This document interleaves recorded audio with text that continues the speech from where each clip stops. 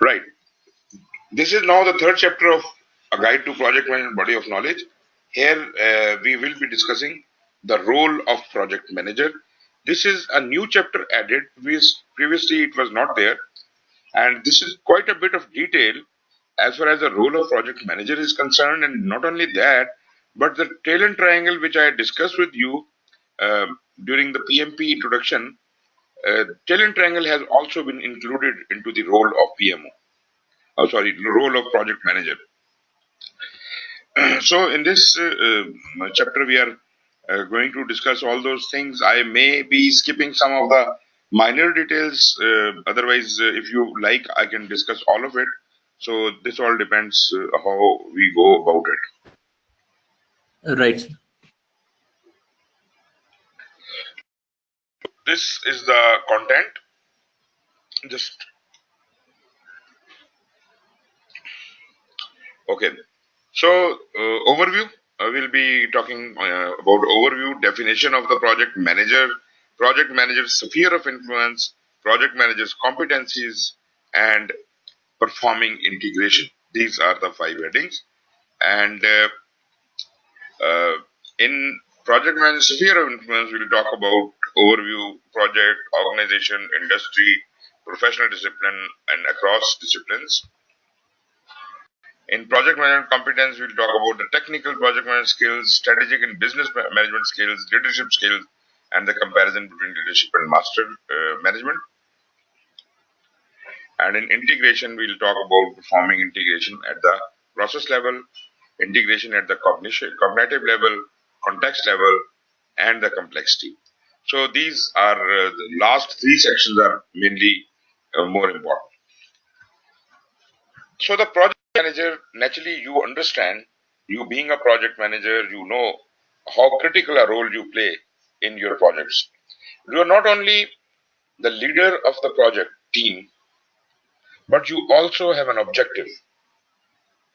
You put in all your effort to achieve project objectives. This role is most clearly visible throughout the project. If no matter how small the project is or how small you are, but project makes you visible. Even the president of Pakistan is visiting mm, your area. He would like to meet the project manager of this project, and that is you. So it is clearly visible, and everybody is focused on you. Everybody asks you what is happening, how it is happening, and you should be current with everything. You should know everything about the project all the time. Many project managers become involved in a project from its initiation through closing, which is most ideal. It is very right, very good. Rather, I would say if the project manager can be made available even before the initiation of the project, when the business analyst is doing his job and the business case is being written and all that, that would be ideal. That project manager gets the insight into those things. That is good. But generally speaking, project manager's role actually starts after initiation. However, in some organizations, the project manager may be involved in evaluation and analysis activities prior to project initiation. That is where the business analyst was working, or even the sponsor was creating his own business case. These activities may include consulting with the executive and business unit leaders on ideas for enhancing strategic objectives, improving organizational performance, or meeting customer needs. So, if you are involved beforehand, so you would be discussing with them the strategic objectives and all these things which are important at at the level where the project is being conceived. In some organization settings, project manager may also be called as upon to manage or assist in business analysis. That is very important. Is exactly what I was saying for business case development and aspects of portfolio management for a project. Now this is getting interesting. So we said that business analysis is a separate role, and it starts much before project manager, and it continues even after the project has finished. Now, if you have to perform as a business analyst also, then probably that is a much bigger role. You are involved right from the conception of the idea and you prepared the business case, you are involved with the strategic affairs, portfolio management, all that, and ultimately you took on the project, and then you completed the project, and then again you continue on the business analysis side. So this is very common for most of the organizations, that a single person is performing as business analyst as well as project manager. Sometimes the person, basically a business analyst, is given the responsibility of project management. Sometimes the person assigned for project management is assumed to hold all activities related to business analysis. So these two areas, if even if they are two separate people, they cross their path all the time. Uh, they may be of the same seniority level.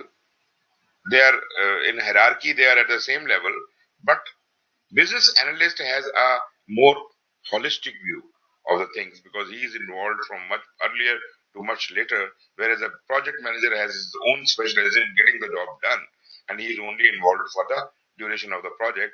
But as we just were discussing, it would be better if project manager could be brought on board. You see, if I try to bring the project manager on board before the project has even uh, conceived, project was even chartered, then from where will I pay? The the finances of the project starts after the chartering. Therefore, if you are involving him from before before the integration, before the initiation, then probably either he is a permanent employee of the organization, or he has been hired in some other head as a business analyst or something else, and he is working along. So, anyways, we are not against project manager doing the business analysis job, but that further emphasizes the importance that business analysis must also be a project manager's forte. Project managers should know and understand what business analysis is and how it is done. So, this is an additional knowledge a project manager can cherish. A project manager may also be involved in follow-on activities related to realizing business benefits from the project. So this is exactly what I was saying. Even when the project has finished and the benefits have started yielding, though it is not the job of the project manager, but in the capacity of business analyst, he may be monitoring that, he may be realizing the benefits even after the project has finished. The role of a project manager may vary from organization to organization. As I said, most of the organizations, have separate people for project and business analysts, but at the same time, there are organizations who treat them similarly.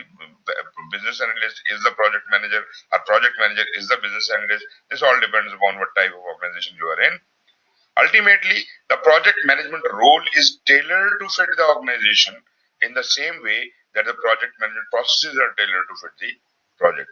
So this makes the things much more easier to understand, as we have the project management processes and we tailor them according to the need of the project. Similarly, according to the need of the organization, project manager's role can also be tailored. So there is no hard and fast rule that project manager will only be involved at the time of initiation. The role of a project manager is distinct from that of a functional manager or operations manager, which we have already discussed. Functional manager and operational managers are iterative roles. They are continuously and they are permanent employees, and uh, uh, they do not have that kind of pressures what the project manager has. The functional manager focuses on providing management oversight for a functional or business unit, whereas an operational managers are responsible for ensuring that business operations are efficient. Now, let me differentiate between the two: functional manager and operations manager. Basically, the hardcore business of an organization is actually dealt with by the operations manager. Those who actually are involved in the hardcore business of operations. Functional managers are support managers. They support the basic function. Say you are in a hospital and you are a doctor. You are doing the core business of the organization. You are running the operations. You are physically part of the operations. But the person who is managing the human resources or finances or IT or whatever, these are the functional managers. They are the support functions. So, although they may have duties which are both iterative in nature, but they are different, both different from project manager, and their mutual role is also different.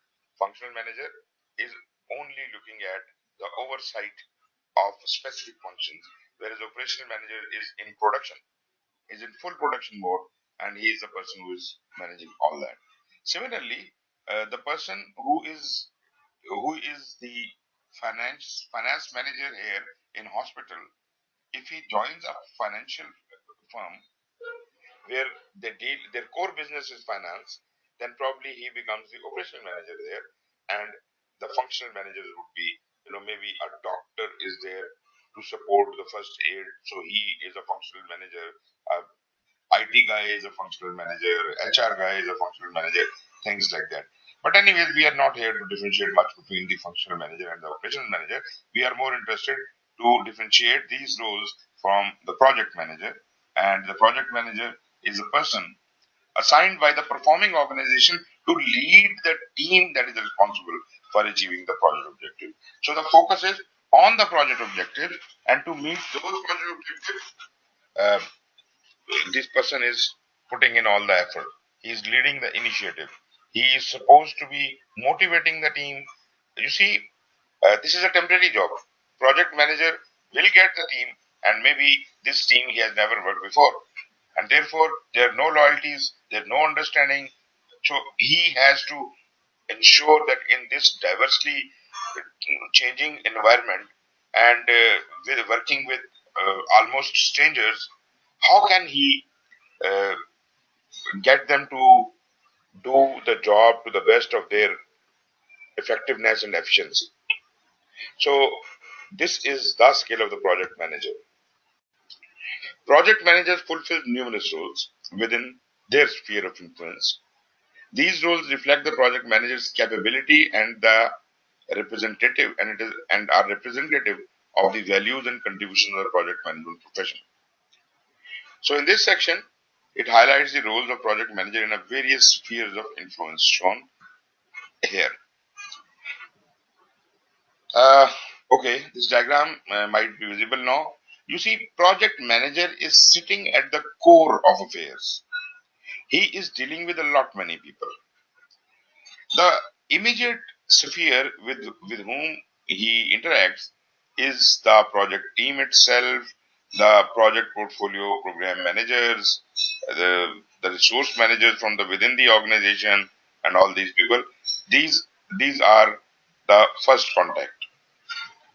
Outside of the organization, he may be communicating with the sponsors, governing bodies, steering committees, PMOs, and even beyond that, he may be communicating with stakeholders, suppliers, customers, end users, and so on and so forth.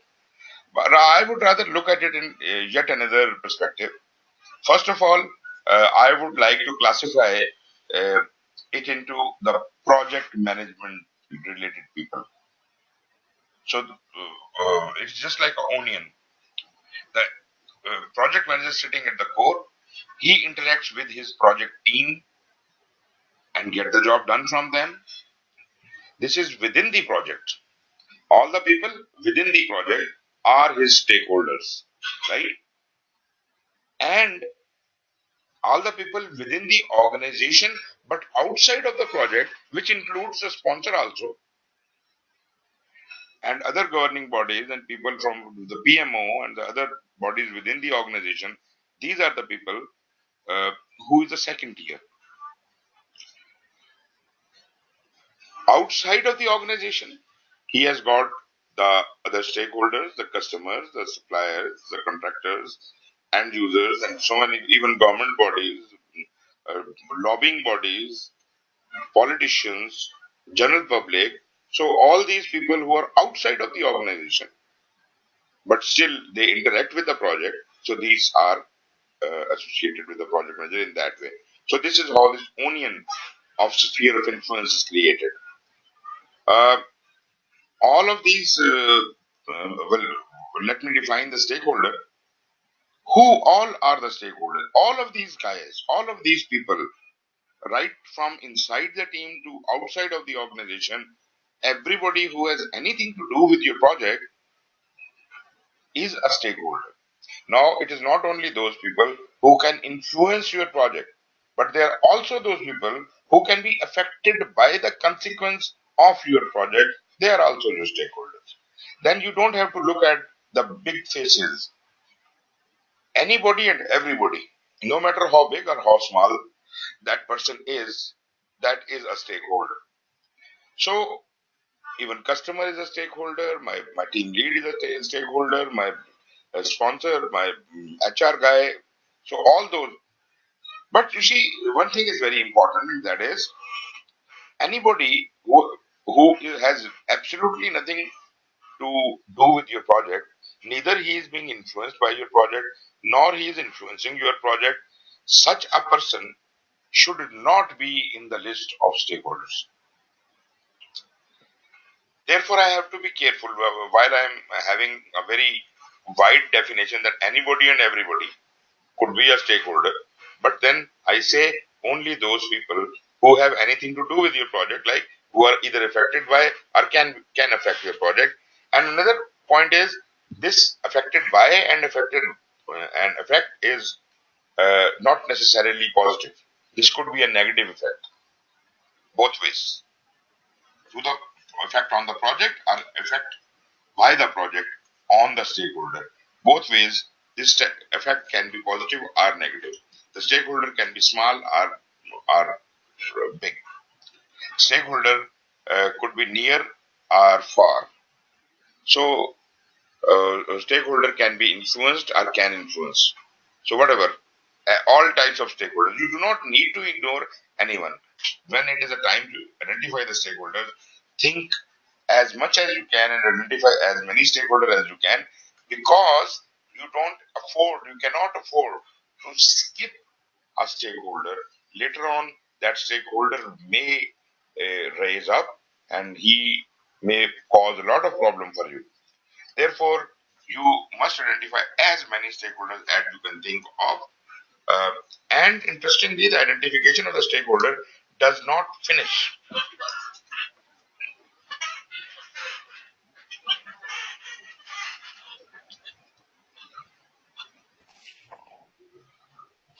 Can you hear me?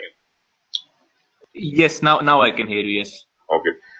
I don't know what's the problem. Anyways, um, I was saying that identification of stakeholder is a continuous process. This is not only happening Right. initiation. You keep identifying the stakeholders throughout the life of the project, because there are stakeholders who uh, who will appear to be big stakeholders in the beginning, and as the project progresses, they lose their value and they become small stakeholders. There are stakeholders who are not visible in the beginning, and suddenly they appear in the middle of the project, and they suddenly turn out to be the major stakeholders. So you have to keep revising your stakeholder register. This list has to be kept updated, and the review you have done on the stakeholder, the analysis you have done on the stakeholders must also be reviewed periodically. So this is how you deal with your sphere of influence. Project manager leads the project team to meet the project objectives. That's what we said. And the stakeholder expectations. That is the addition. Stakeholders' expectations are prime to me. If I only focus on the project objectives, good enough. But stakeholder will not be happy. If I don't involve him, I don't identify him, I don't involve him, I don't understand his needs and expectations and don't fulfill them, then stakeholder will not support me. Rather, he would put a spanner in my job, and ultimately, I will not be able to perform well. So, we have, just like a good customer support, you must keep all the stakeholders along, bring them on board, Brief them on anything and everything happening in the project appropriately, whomsoever wants to listen what. Do not overdose them with the information. Do not underdose them. Uh, keep it appropriate. And you're dealing with every stakeholder might be different. uh, one stakeholder might need more information and more attention. You give him more attention, more information. A stakeholder needs a very small information and doesn't want to be contacted time and again. You better avoid this stakeholder as much as possible. Only connect with him as much as he expects. Project manager works to balance the competing constraints of the project with the resources available. So the competing constraints are scope, time, cost, quality, human resource, and things like that. And you, the only resource you have, limited resource you have, so remaining within the limited resource, you try to meet the constraint, or otherwise it is a fit case for change request. Project manager also performs communication roles between the project sponsor, team members, and other stakeholders. This includes providing direction and presenting the vision of success for the project. So there's a lot of activity going on at the level of project manager, because 90% of the time of the project manager is spent communicating. 90% of the time. Hardly 10% time he sits down and does something by his own hands. Otherwise, he is just nurturing leaders. He is just dealing with people. He is not supposed to do the project by himself. His team will do it. He has to motivate them, he has to facilitate them, mentor them, counsel them, and ensure they produce the desired results. Project manager uses soft skills, and naturally, soft skills is a big business. Interpersonal skills, negotiation, conflict management, active listening, and so many other terms we have talked about. And this is to balance the conflicting and competing goals of the project stakeholders in order to achieve consensus. So maybe I have to convince 10 different stakeholders in 10 different ways, communicating the same message but in 10 different ways, and making all of them happy. This is what a project manager is. He can make everyone happy. Although this is a very difficult target, but project manager is supposed to be a kind person, a very nice person, an abrupt person, or not an abrupt person. Anybody who is short tempered or abrupt probably is not a good project manager. He will fail no matter how efficient he is. In this context, consensus means that relevant stakeholders support the project decisions and actions even when there is not 100% agreement. This is what you want to achieve. You have to be such a sweet talker that all the stakeholders must ultimately be supporting you, because reason is that you have kept them involved. In all the decisions, they were sitting there and they were part of the thinking process, and they can't say at a later date that we don't know what's happening or this is not what we wanted. So you have been taking their agreement throughout, and they are part of your decisions, and therefore they are supposed to be your biggest supporters. You ignore the stakeholders and see how big an enemy a stakeholder can become.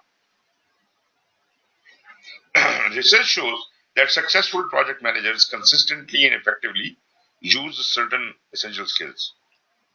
Research reveals that top 2% of project managers are, as designated by their bosses and team members, distinguish themselves by demonstrating superior relationship and communication skills. That is exactly what I'm talking about. Your How excellent you are in relating to your stakeholders, establishing relationship and maintaining the relationship at its epitome, and your best communication skills while displaying a positive attitude. A project manager should never be a pessimist. A pessimist will ruin the project. I have been in contact with a number of project managers, and sometimes in government sector when I talk to someone and I ask him how well the project is going, the answer I get is, this project is impossible. This can't be done. Who is saying that?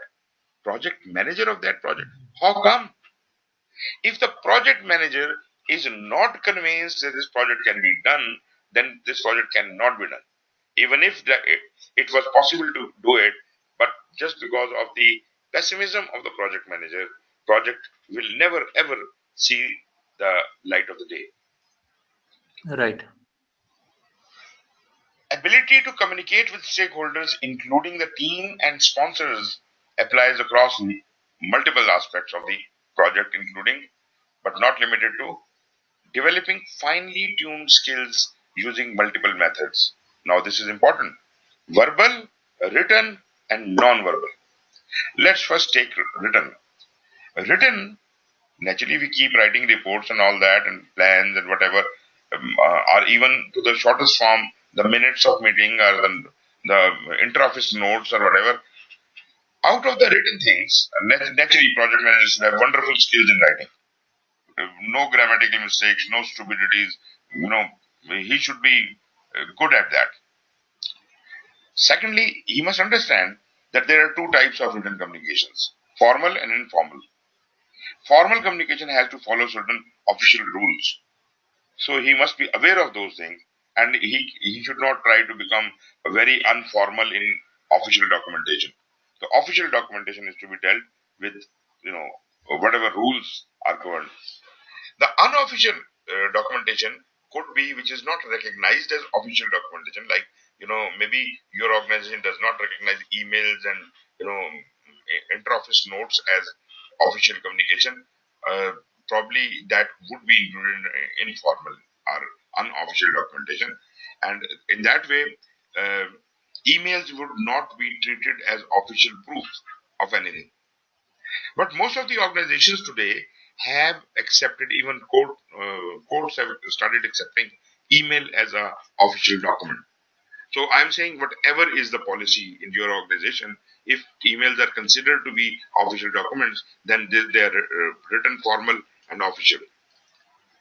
So, as far as the written work is concerned, naturally, we generally expect that anyone who becomes a project manager, he must have gone through the basic education and must know English. But I'm greatly disappointed, and a lot many people, because the students who come to us for masters in project management, uh, 80 to 90% have very, very poor writing skills. Some of them can hardly write one straight English sentence correctly. That is very poor. But at the same time, I also know there are excellent people with excellent writing skills and everything. So this is as far as the writing is concerned. Verbal is very much closely related with it. Naturally, if you don't know English, how can you speak it? Naturally, you will be committing a lot many mistakes. In verbal communication, again, in verbal also you have formal and informal. Informal is, I'm chatting with you, we are having a cup of tea somewhere, we are gossiping and things like that. That is informal. And the formal is when I'm officially presenting to you. You see, although we are being quite a bit informal here, but this is an official deal between you and me, and I am supposed to be communicating this knowledge to you. So this is a formal verbal communication going on. So this is formal, and then naturally verbal skills are also very important. I know, as far as the communication rules are concerned, being informal and not following a lot many things, I am not following the rules of the game of formal communication, verbal communication.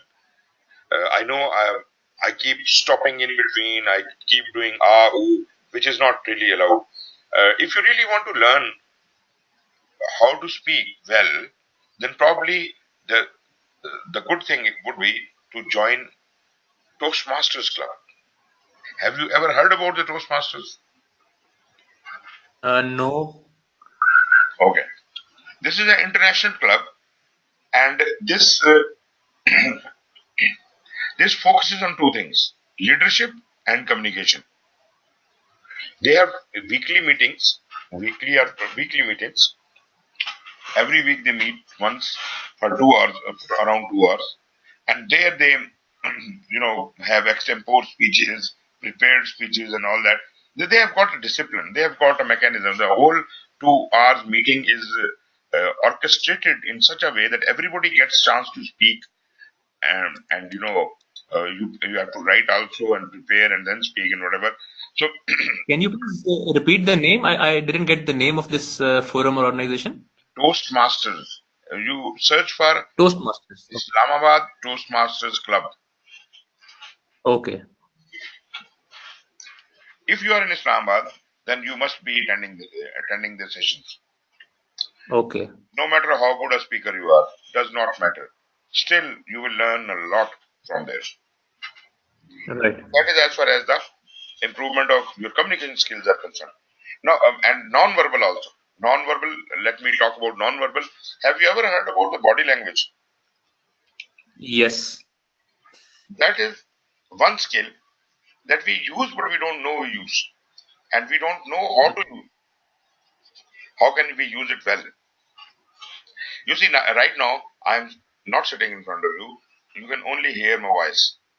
And naturally, whatever face Yep. I'm making or whatever hand gestures I'm adopting, you can't see me. So half of the message is not getting to you. Right. Moreover, uh, if it was not verbal, it was written, then another half of the message would be eliminated. Why?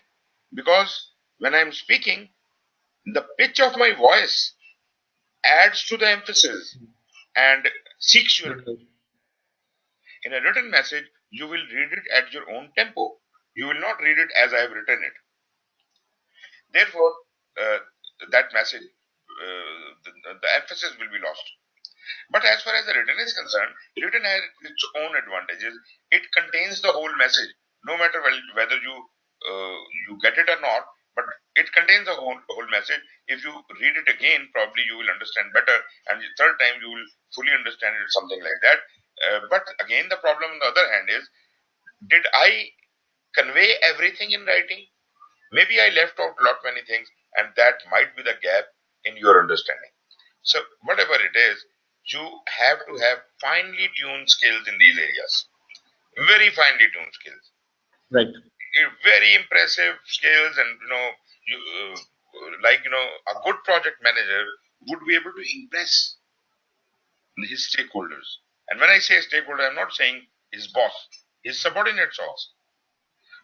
And you have to practice Right. how to talk to these people, how to smile at all the words, and how to respond them kindly, not to use abusive words and all that. So this is what is required. Then is creating, maintaining, and adhering to communications plans and schedule. Once, as a project manager, you create some communication plan, you brief everybody what they have to do and when they have to do, then this is not all. These communication plans will change. You must, first of all, you must ensure that everybody is following them. I have told you you will submit a report to Mr. X and you forgot.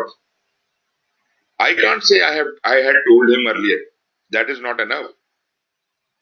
I have to tell you, and then I have to emphasize and keep reminding you until that Right. communication happens.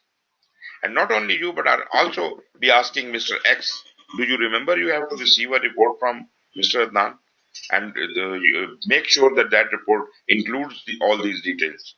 So, in one way or the other, I will keep the communication, I'll keep assuring that the communication does happen. And uh, I keep track of all the communication and the schedule according to the schedule. Communicating predictably and consistently. One is communicating suddenly. No, we are saying predictably. If they know that daily morning he will ask me, what are you doing? Then probably he will be prepared for that. And if I do it consistently, regularly, then everybody would know that at 9 o'clock in the morning, we have to brief the boss about what we are going to do. And that is exactly the purpose of a stand-up meeting.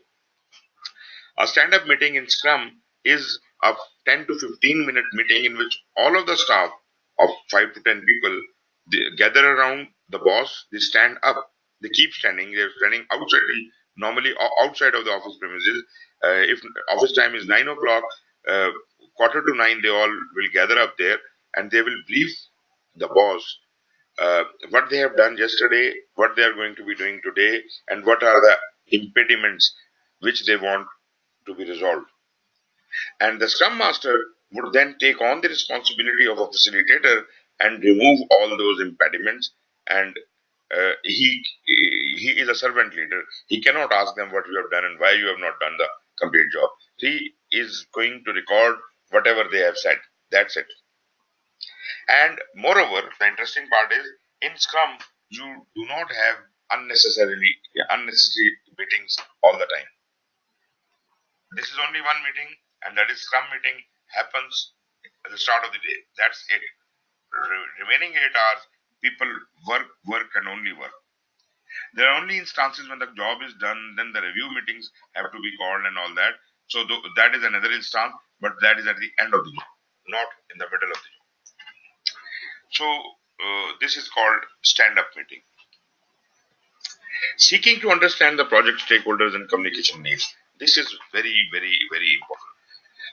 As we have been emphasizing on this point, the project stakeholders, you must understand their needs and expectations, and especially the communication need. How often this stakeholder wants to be communicated with.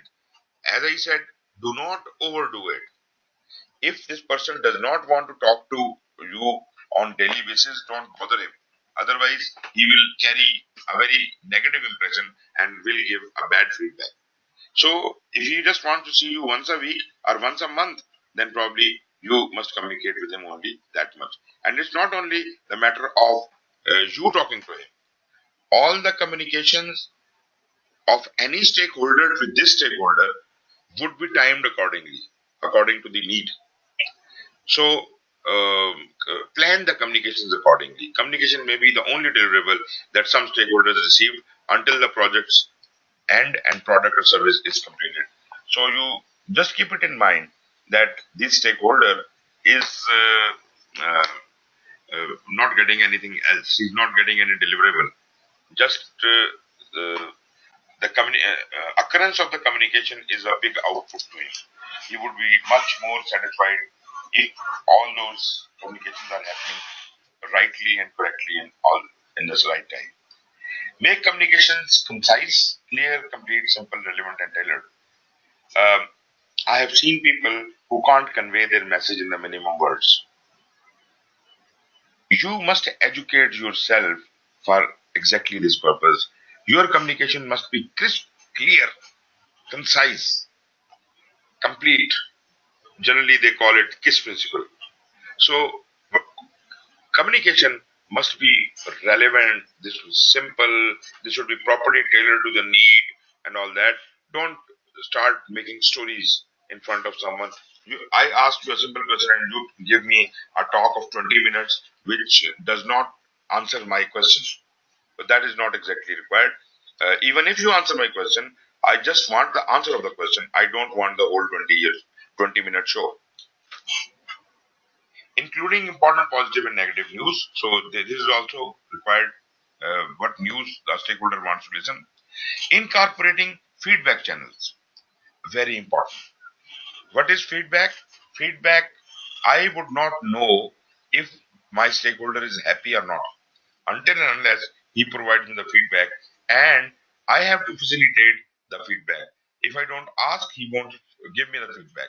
So I must periodically ensure that a feedback channel is open and we interact, and whatever he says, positive or negative, does not matter. Positive or negative, that is always good for me. If it is a positive thing, then probably I'll be happy and I'll try to improve it. But if it is a negative feedback, then I know that I have definitely to improve it. So in both ways, feedback is never bad. Feedback is always good. Relationship skills involving the development of extensive networks of people throughout the project manager's sphere of influence. These networks include formal networks such as organizational reporting structures. So if there are any formal structures existing, then probably you may be using that. Informal networks that project manager develops, maintains, and nurtures are more important. So you see, sometimes I informally extract some information from you while we are just chatting. That is more important, because probably when we are formal, you may not be open to me. Informal networks are very important. I must be able to move around, go to my subordinates, my stakeholders, my bosses, and uh, get as much information, as much feedback as possible. Informal networks include the use of established relationships with individuals, such as subject matter experts and influential leaders. Use of these formal and informal networks allows the project manager to engage multiple people in solving problems and navigating the bureaucracies encountered in a project. There is a tool which is called expert judgment, and expert judgment is not the expert judgment of the project manager alone. It is expert judgment of from whomsoever he can seek the answer. It could be your friends, it could be the subject matter experts, it could be your team members, and sometimes even the great people you know. You can just pick up the phone and ask them their opinion.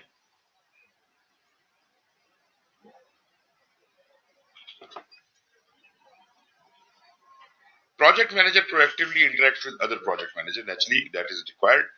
Other independent projects are projects that are part of the same program may impact a project, but not limited to the following. How do they impact? Because the resource pool is common, they demand on the same resources. There is a conflict in resources. So everybody is asking for the same resource, and whomsoever gets it. So that is the job of the portfolio, or for that matter, sometimes the PMO, to see which project has a higher priority and who should get the resources. Then, priority of funding. Naturally, the project on a higher priority will get funding earlier and more. Receipt or distribution of deliverables. Alignment of project goals and objectives with those of the organization. So this will be impacted by this independent project and project. Interacting with other project managers help to create a positive influence for fulfilling the various needs of the project. One thing which I'm not really very happy about is that when you talk to another peer level project manager, he would try to hide everything from you as if it is a top secret thing. Why should you be hiding? Am I trying to steal something from you or what? I'm sharing my experiences. I'm asking your experiences. It is beneficial for both of us. Why should you not be discussing those things and sharing that?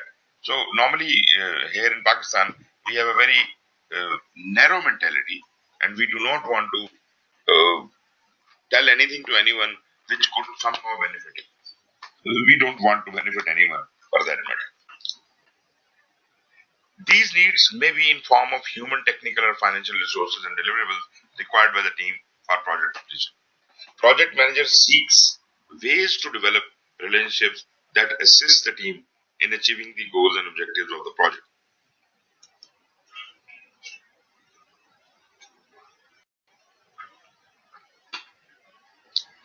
Project manager maintains a strong advocacy role within the organization. And we are not talking about the organization. Project manager has a strong advocacy role within the organization. Project manager proactively interacts with the managers within the organization during the course of the project, also works with the project sponsors to address internal political and strategic issues that may impact the team on the viability or quality of the project. So if project manager is so social and so well versed with the things, he can not only understand the thing for himself, he can make his subordinates understand the whole situation, but also can even provide suggestions to his bosses. One question here. This word political. I mean, is it correctly placed here? Is it something that should be mentioned formally, that Yeah, internal political and strategic issues? of course. Politics is a valid word, and there are, internal functioning of an organization, the way people interact with each other. That is internal politics.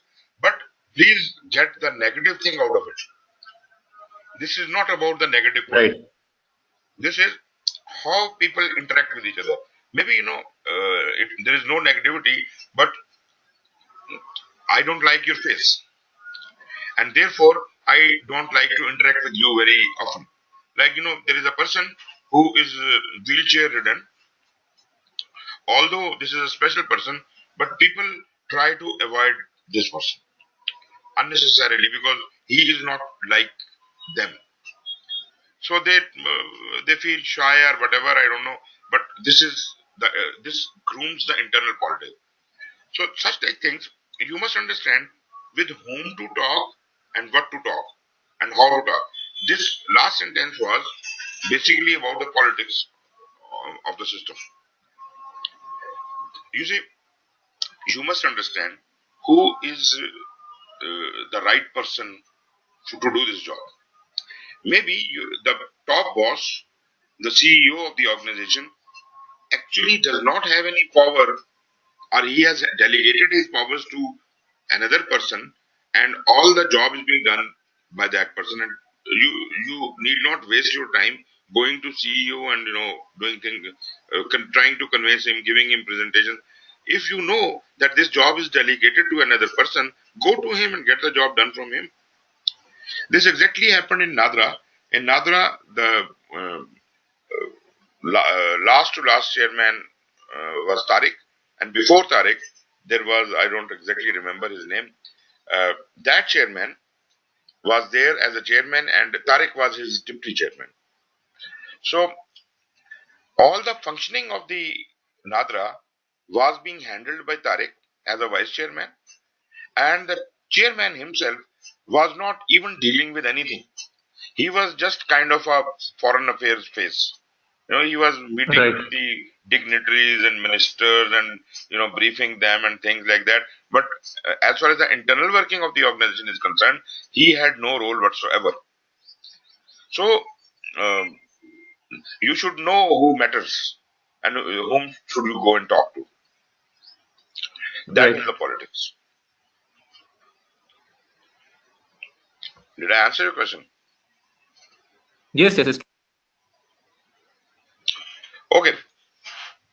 The project manager may work toward increasing the project management competency and capability within the organization as a whole, and is involved in both tacit and explicit knowledge transfer or integration initiatives. Project manager also works to demonstrate the value of project management. Now, this I don't understand.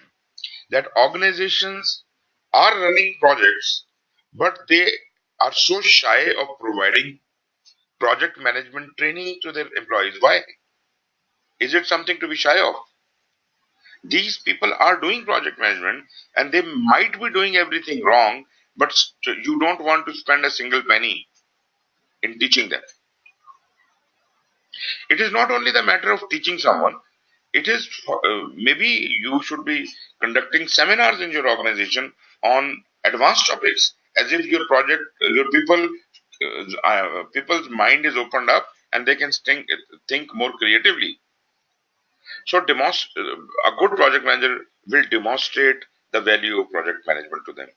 He will show them how project management can be used. He will conduct events for them. I was once called by a company here in Islamabad, and the HR manager had asked me to interact with his project managers just to mentor and counsel them. So for the whole day, right. we kept talking, and I mentored a lot many people, and then I switched roles with them. I told them, the one person, you are a mentor, you are a mentee. Now you tell your problem to this person, and so on and so forth. So such like activities are very important. People will only learn by practice. So increase the acceptance of project management in the organization. Advance the efficacy of PMO. Even if there is no PMO in your organization, you must promote PMO. Tell them how useful it can be, how beneficial it can be.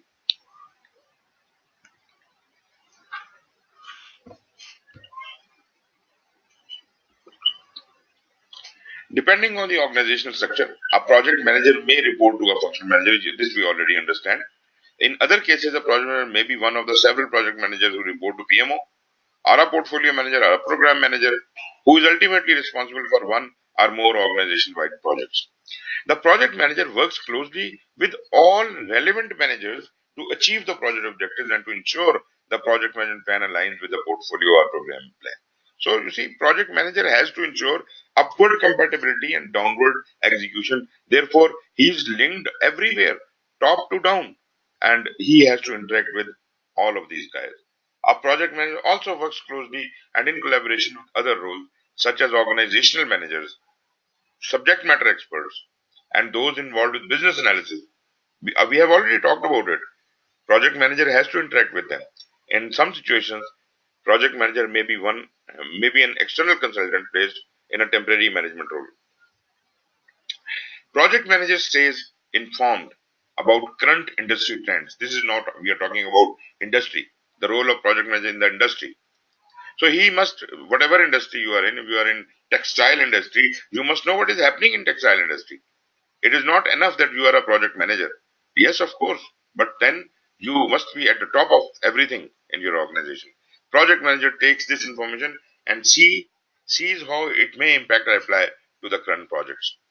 These trends include but are not limited to product and technology development, new and changing market niche, standards. What are the latest standards in project management, quality management, information security, or whatever are the areas of interest to you? Technical support tools. What are those? Economic forces that impact the immediate. You have to read newspapers. You have to know where the country is going. What is the economic situation? Maybe you have to read the Economist magazine and Times magazine and all that. So this is your normal habit. So you must keep yourself abreast with your technical knowledge as well as generally how you connect to the industry. Influences affecting the project management disciplines and process improvement and sustainability strategies. These are all the trends you must be kept abreast of. As far as the professional discipline is concerned, continuing knowledge transfer and integration is very important for the project manager. The professional development is ongoing in the project management profession and in other areas where the project manager maintains subject matter expertise. You see, today you said in your introduction that you have been doing this project management for quite some time, and now formally you want to achieve the PMP status. Well and good, that is Yes. fine. But trust me and remember, PMP is just the beginning of project management journey. You have to keep developing your professional development knowledge. It is not the matter of certification. It is not the matter of promotion. It is a matter of Right. riding the horse. Now you have just started riding it. Now keep learning. Keep learning. Even if you are, Right. keep moving ahead. True. Knowledge transfer and integration includes but is not limited to contribution of knowledge and expertise to others within the profession at a local, national, and global level. That is, the communities of practice are there. You know, like-minded people, project managers sit together in some events. So go there, network with them, exploit all such opportunities. If there is no specific community of practice, then go to PMI Islamabad chapter events every month. Go to Toastmaster Club. Go to such like activities. This is in addition to your normal office work, and that is going to enrich you a lot. You will not only be restricted to the people you work with, but you will be interacting and networking with people you do not work with, and you have a different Yes. kind of relationship with them. With someone you are learning leadership and communication. For someone with someone you are learning new trends in project management and all that. So keep yourself busy, keep learning, participation and training in continuing education and development in project management profession. You can go to universities. PMI conducts a lot many sessions. In a related profession, uh, try to learn. Like you see, in PMI, in looking at the latest research and all, I see there is a lot of things going on in data analytics, right? The big data Right. analytics, and whatever. So maybe, maybe it is not my field, but still I need to keep abreast with it, at least a basic introduction of what it is and how it impacts my job. So I must learn the related profession. And if it is in another profession, then probably that thing also, basically I should understand broad broad concept of all those things. A professional project manager may choose to orient and educate other professionals regarding the value of project management approach to the organization. I tell you, this is very important. If I teach you, I learn more than you. If you are a PMP, you're going for a PMP, do this course with me, and then try before exam, try to teach it to one other person, and that Right. that will actually prepare you for the exam. The project manager may serve as an informal ambassador by educating the organization as to the advantages of project management with regard to timelines, timeliness, quality, innovation, and resource management. Now, the competencies, as we have already talked about, there about the PMI triangle, talent triangle. Nowadays, PMI is talking about project manager developing his competencies in three areas. One is the strategy in business. Second is the technical project manager. Third is the leadership. But all of this is basically given in a separate standard, which is called Project Management Competency Development Framework. And this is in third edition. The book is on the extreme left corner. This book you can download if you are a member and you can read it. This gives you the complete pretext of the PMI talent triangle shown on the right bottom corner. As Right. I've shown you, talent triangle is composed of three things: technical project management, leadership, and strategic and business management. So, technical project management deals with all the knowledge about the project program and portfolio, that kind of thing. Leadership is a soft skill. It includes the knowledge, skill, and behavior needed to guide, motivate, direct team to help an organization achieve its business goals. And strategic and business is the alignment of the strategies and all that. The knowledge of and expertise in the industry and organization that enhance performance and better deliver business outcome. So this is it. Uh, Technical project management skills are defined as a skills to effectively apply project management knowledge to deliver the desired outcomes for programs or projects. There are numerous technical project management skills, like knowledge areas in this guide describe many of the necessary project management skills. A lot many things are given there. You will come across the term expert judgment, being aware of personal expertise and where to find others. Once you move on this track, you will keep learning. And there is a website, projectmanagement.com, that is owned by PMI, and that is full of knowledge, dripping of knowledge all the time. New articles, new webinars, and everything is going on all the time. And if you are a PMI member, this site is completely free for Okay. you. Jay? I was saying, okay, it's very good actually to have all the information at one place. Exactly. According to the research, the top project managers consistently demonstrated several key skills, including but not limited to: number one, focus on the critical technical project management skill elements for each project they manage. This focus is as simple as having the right artifacts readily available. You must know what is more important than others and in what area you are weak. Naturally, if I am very good at scheduling, then probably I don't need not worry much about it. But at the same time, if I'm not good at cost, then I have to improve my skills in that area.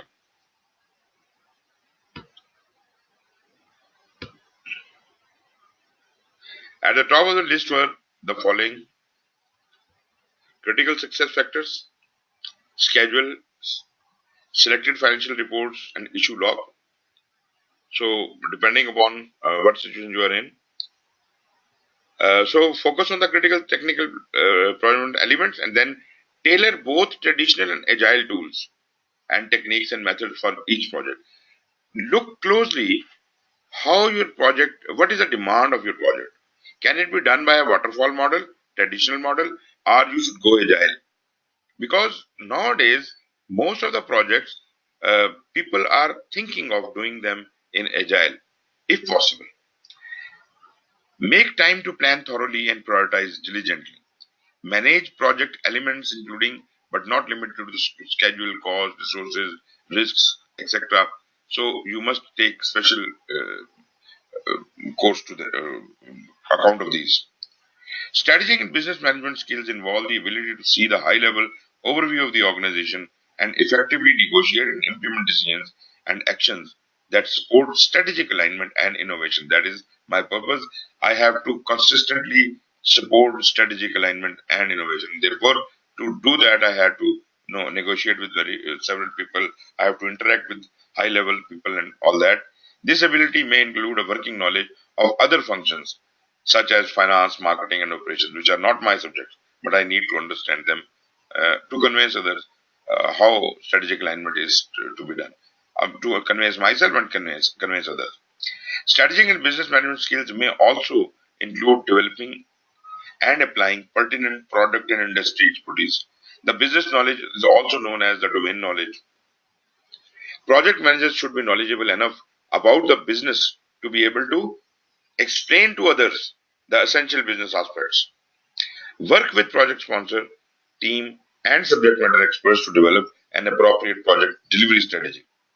Implement that strategy in a way that maximizes the business value of the project. So if you know things, you can talk to people, you can convince them, and they will be impressed by your knowledge and they will be looking at you as an expert. In order to make the best decisions regarding the successful delivery of their projects, project managers should seek out and consider the expertise of the operational managers who run the business in their organization. So you must interact with the operational manager as well. These managers should know the work performed in their organization and how project plans will affect that work. The more the project manager is able to know about the project subject matters, the better. At a minimum, project managers should be knowledgeable enough to explain to others the following aspects of the organization. About general, it is not about project management, it is about organization. What is the strategy of my organization? What is the mission, goals, objectives? What are the products and services of this organization? What are our operations and where are they located? What is the type of what is the type of the operation and what technology is used in our organization? Market and market condition, such as who are our customers, what is the state of the market, is it growing or shrinking? Time to market factors and competition, who, what, and why. So, do we know all that? That is something we need to look in and see. If you do not know all of these information, then you must. You see, if you go for a job interview, you prepare all these things for your interview. When you're serving that organization, why should you not be very clear about those things? You should know where this organization is going, what it stands for, and why are you there. Project manager should apply the following knowledge and information about the organization to the project to ensure alignment. Strategy, mission, goals, objectives, priorities, tactics, and product services, etc. Strategic and business skills help the project manager to determine which business factors should be considered for their project. The project manager determines how these business and strategic factors could affect the project while understanding the interrelationship between the project and the organization. These factors include risk and issues, financial implications, cost versus benefit considered, various options considered, business value and benefit realization, scope, budget, schedule, quality, etc. So most of the things when you read through, you would know that I already know. You know what is business value, you know what is business realization, expectation, and so on and so forth. One, two things which you don't know, naturally, ultimately we will learn about them like cost benefit analysis, financial implication. If we have not studied them so far, but after the course, you will be comfortable about all of these areas. Through the Right. application of this business knowledge, a project manager has the ability to make the appropriate decisions and recommendations for a project. As conditions change, the project manager should be continuously working with the project sponsor to keep the business and the project strategies aligned. So, with changing strategies, with passing time, you should be flexible enough to orient your project according to the current business strategy. Then comes the leadership skills. They involve ability to guide, motivate, and direct the people. These skills may include demonstrating essential capabilities, and I have already talked about negotiation, resilience, communication, problem solving, critical thinking, interpersonal skills. All of these skills are required. And I know nobody can have all of these skills. You must be weak in any one of these areas at least. So identify your weak area and keep learning about it. Take some courses, take some training, eh, plug in those gaps, and ultimately your personality will evolve. Projects are becoming increasingly more complicated with more and more business executing their strategy through projects. So this is a tough competition in the market. Today you might be the expert of project in your organization. Tomorrow there is someone else going to be. And if you are not keeping your knowledge current, you will fall. Project management is more than just working with numbers, templates, charts, graphs, or computing systems. A common denominator in all projects is people. People can be counted, but they are not numbers. You see, deal with people like humans. A large part of the project manager's role involves dealing with people. The project manager should study people's behaviors and motivations. Project managers should strive to be a good leader because leadership is crucial to the success of projects and organizations. A project manager applies leadership skills and qualities when working with all project stakeholders, including the project team and the steering team and the project sponsors, etc. What are the qualities and skills of a leader? Research shows that qualities and skills of a leader include, but are not limited to, he has to be a visionary. Visionary doesn't mean that he can see it, but nobody else can see. Basically, visionary means help to describe the product, goals and objectives of the project, able to dream and translate those dreams for others. This much creativity is required. We don't want you rehash the whole vision and create a new vision for the organization. That is not your place. Being optimistic and positive. As I said before, no pessimism for a project manager. Being collaborative, you must be a team worker. You must not be a lone worker. Research shows that qualities and skills of a leader include managing relationships and conflict by building trust. No, how can you manage relationship? Build trust with others. People should trust you.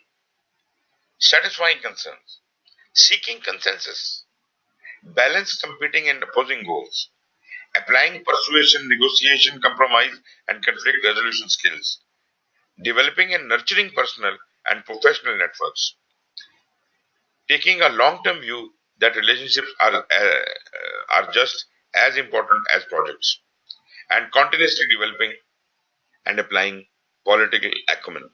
Political acumen, as we talked about the politics, power politics. So you must have understanding of the politics, political acumen. You must understand who is who in the organization. Communicating by spending sufficient time communicating. 90% of the time you must be spending with your people, with your project.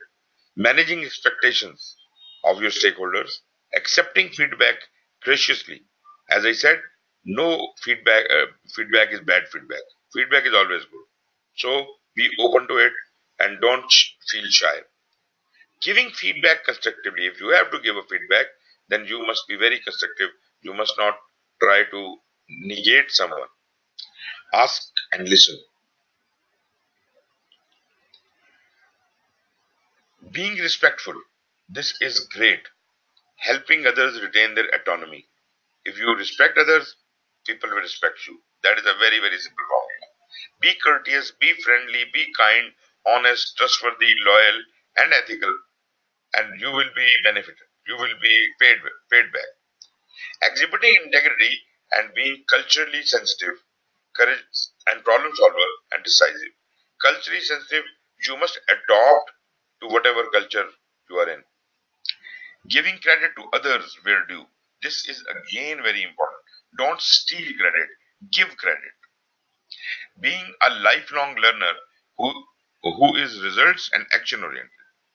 I would like to define the 8 point a bit more. You see, if you are the boss of an organization and your organization did something right and you pointed towards another person who is your subordinate that he is responsible for everything, uh, basically that is a gracious act. You have not only recognized the work of another person or your subordinate, you have encouraged him also, you have motivated him to work better. And the interesting part is this person will be benefited, this person will be rewarded, but you will also be rewarded in many ways. This person will add up to your strength, and your boss will think how nice a person this executive is that he is ready to give his credit away. Still, you will get your credit from your boss. Right. Focusing on the important things like continuously prioritizing work by reviewing and adjusting, finding and using a prioritization method, differentiating high level strategic priorities, especially those related to critical success factors, maintaining vigilance on primary project constraints, remaining flexible on tactical priorities, being able to sift through massive amounts of information to obtain the most important information. You should be quick witted. You should be quickly and easily be able to decide certain things. Having a holistic and systemic view, look everything from a big picture. Being able to apply critical thinking, you must be logical in mind. Being able to build effective teams by be service oriented and have fun and share humor effectively. First of all, uh, being a dry person is not a requirement of this job. You must serve your people and you must also have fun with them. You must have cut jokes with them. You know, keep the mood light. Don't, they should not be afraid of you. Leadership and management are ultimately about being able to get things done. These skills and qualities noted help the project manager to achieve the project goals and objectives. At the root of many of these skills and qualities is the ability to deal with politics, which I had been talking about. And politics involve influence, negotiation, autonomy, and power. Who has the power? Who has the influence? Whom you have to influence? What to negotiate with whom? And who must be given autonomy? Politics is and its associated elements are not good or bad, positive or negative alone. Politics is politics. You must analyze the things on the face value. The better the project manager understands how organization works, the more likely he or she will be successful. Project manager observes and collects data about the project and organizational landscapes, the data that needs to be reviewed in the context of the project people involved, the organization, and the environment as a whole. This review yields the information and knowledge necessary for the project manager to plan and implement the most appropriate action. Project manager's action is a result of selecting the right kind of power to influence and negotiate with each other. Exercise of power also carries with it the responsibility of being sensitive to and respectful of other people. So this reminds me of the famous dialogue by I think it was Superman or what movie? With great powers comes great responsibilities. It is exactly the same thing. If you have been Yes. given a power, yes, yes, please. Yeah, I've heard the dialogue. Yes. Hmm. So, effective action of the project manager maintains the autonomy of those involved. So, if you are effective, people will, feel autonomous. They would know that they can be effective as well. Project manager action result in right people performing the activities, and therefore they will be successful, and you will be able to meet the objectives. Power can originate with traits exhibited by the individual or the organization.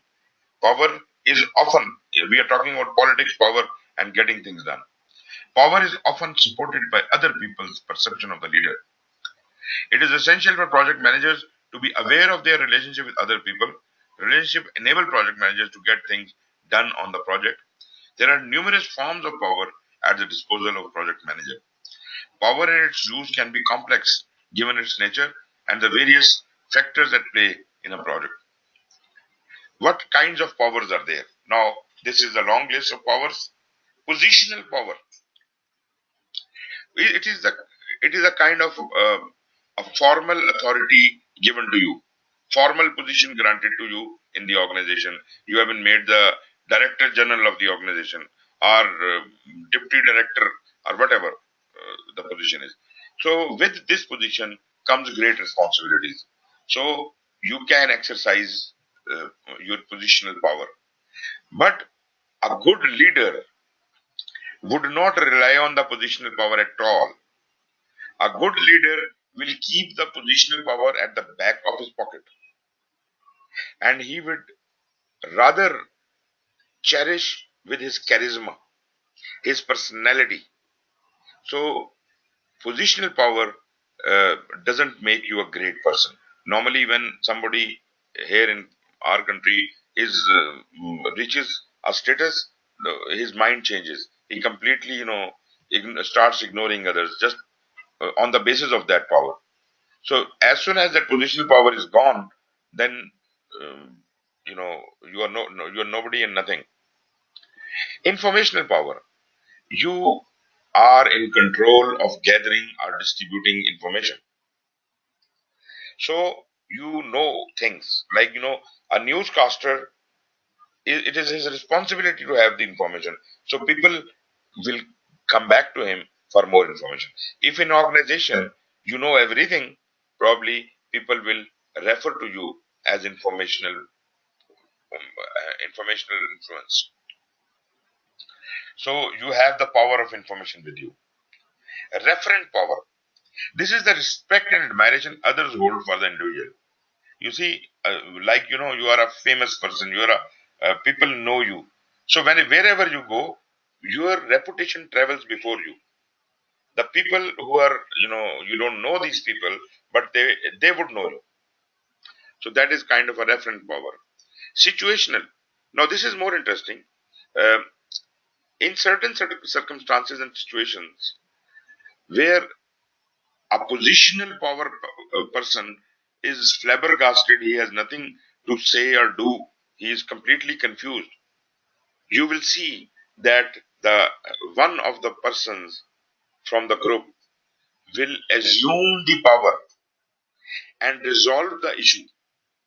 This is the natural leader. He takes advantage of any situation and takes takes over. So situational is gained due to unique situation such as a specific crisis. So generally speaking, I would rather prefer a situational leader, that this person is a natural leader and he doesn't need to have a power, position power. Then is a personal power, or it is called charismatic. Your charm, your attraction, your beauty, whatever, these things also count as a power. There was a, I don't remember, there was a president of America, I don't remember his name. Um, that person, the only thing about that person was that he was uh, beautiful, bureaucratic, or whatever, aristocratic, and he was wonderful. He looked like a president. He was a senator, and otherwise, this person was a complete dumb. What they did was Mhm. that they promoted him, they put him into election for the president, and he won. And for whole of his tenure, this person, a very old story it is, it's not from the current presidents of America. This is before my birth or your birth. This president was, you know, he used to speak very well. He used to be very empathic and everything. But at the same time, he did not have any brains. So he always fed the data, what to speak, what not to speak, and he survived. That was the charisma power. Right. Then there is a relational power. A person who can network with the people, who can merge in the crowd, who can establish connections, who is very much well connected. So this is a relational manager. This is a relational power. You will find there are certain people who establishes relationship with others in minutes. Then we have expert power. You have knowledge. This is not about information. This is about skills, knowledge, experience, training, education, certification. So this is the expert power. Then is a reward oriented. You gain your popularity by giving a lot of praise and value and monetary value to your subordinates. So you control your subordinates by rewarding. Meaning what? If there are 10 people and one person is not working, I will reward the 9, and one who is not rewarded automatically will feel left out and therefore will work harder. This is the reward power. Punitive or coercive power is that you punish the one who has not worked, and by that he starts working. And this is not a very good kind of a power. Then ingratiating power. Application of flattery. It says flattery will get you everywhere. Again, not a good power, but yes, people are flatterers and they sometimes get their way just due to flattery. Pressure based. You limit the freedom of choice or movement for the purpose of gaining compliance to desired actions. Meaning what? You focus the issue in such a way towards a specific choice that the person making decision does not have a freedom of action. He knows that this is the only path available to me, and this have. So you have created such a pressure around. So this is again not a very good thing, but naturally for politics purposes, for sometimes strategic purposes, you have to use this power. Guilt power. Guilt-based power is imposition of obligation or sense of duty. You start blackmailing someone. This is your obligation. You had to. I favored you. Now you have to favor me back. This is kind of a blackmail. And even your sense of duty for your country. The armed forces, people who are ready to be martyred. Why are they so? This is a guilt that this country has given me a lot, and I have to pay back. So this is a guilt-based power. Then is persuasive. Ability to provide arguments that move people to a desired course of action. So this is positive power. This you are trying to persuade people in a specific way. You are reasoning with them. This is good. I even like the guilt-based power if it is used positively and not for blackmailing purposes. If you can somehow motivate people to work, that is a good power. Then avoiding. Avoiding is a bad power. It is you don't want to face someone, you start avoiding. You refuse to meet that person, or you refuse to participate. But at the same time, I would say this could be a strategy. This could be a good strategy. Your CEO did not go to a very important meeting, and maybe he is making ground for something. So by avoiding this event, he might have evaded certain bad results for the company. Right. So top project. Sorry, can we stop the session for today? Actually, I need to rush for somewhere. Okay. Is it possible? Okay. Let me see how much is left, and we can do it tomorrow. Okay. No problem. We will do it tomorrow. Howsoever it is, we'll do it tomorrow. Okay. Because I just today I have something to attend to, so I just need to rush. No problem, sir. No problem. Okay, sir. Great. Take So care. tomorrow 9 o'clock again we start? 9 o'clock. 9 o'clock, inshallah. Okay, right. Okay, take care. Hafiz. Thank you so much. Take care, Ji. Thank you, sir.